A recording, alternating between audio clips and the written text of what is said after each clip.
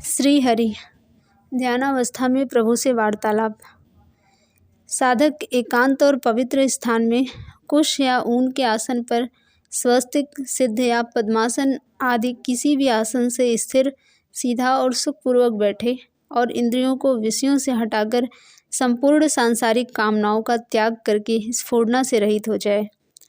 पश्चात आलस्य रहित और वैराग्य युक्त पवित्र चित्त से अपने इष्ट देव भगवान का आवाहन करें। यह ख्याल रखना चाहिए कि जब ध्यानावस्था में भगवान आते हैं तब चित्त में बड़ी प्रसन्नता, शांति, ज्ञान की दीप्ति एवं सारे भूमंडल में महाप्रकाश नेत्रों को बंद करने पर प्रत्यक्ष सा प्रतीत होता है। जहाँ शांति है वहाँ विक्षेप नहीं होता और जहाँ ज्ञान की दीप्ति होती है वहाँ निद्रा आलस्य नहीं आते। और यह विश्वास रखना चाहिए कि भगवान से स्तुति और प्रार्थना करने पर ध्यानावस्था में भगवान आते हैं। अपने इष्ट देव के साकार रूप का ध्यान करने में कोई कठिनाई भी नहीं है। यदि कहो कि देखी हुई चीज़ का ध्यान होना सहज है, बिना देखी हुई चीज़ का ध्यान कैसे हो सकता है, सो ठीक है, किंतु शास्त्र और महात्माओं के वचनों के आधार पर तथा अपने इष्ट देव के रुचिकर चित्र के आधार पर भी भगवान का ध्यान हो सकता है।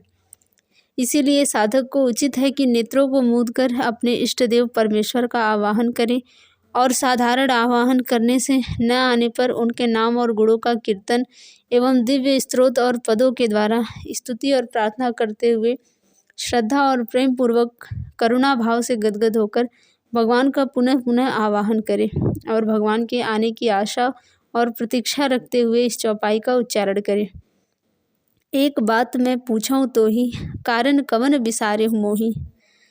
फिर यह विश्वास करना चाहिए कि हमारे इष्ट देव भगवान आकाश में हमारे सम्मुख करीब 2 फीट की दूरी पर प्रत्यक्ष ही खड़े हैं।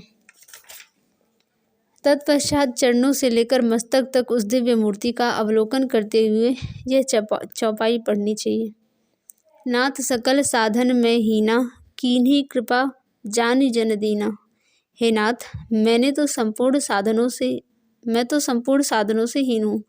आपने मुझे दीन जानकर दया की है, अर्थात मैं तो कोई भी ऐसा साधन नहीं किया कि जिसके बल पर ध्यान में भी आपके दर्शन हो सके, किंतु आपने मुझे दीन जानकर ही ध्यान में दर्शन दिए हैं। इस प्रकार भगवान के आ जाने पर साधक ध्यानावस्था में भगवान से वार्तालाप करना आरंभ करता है।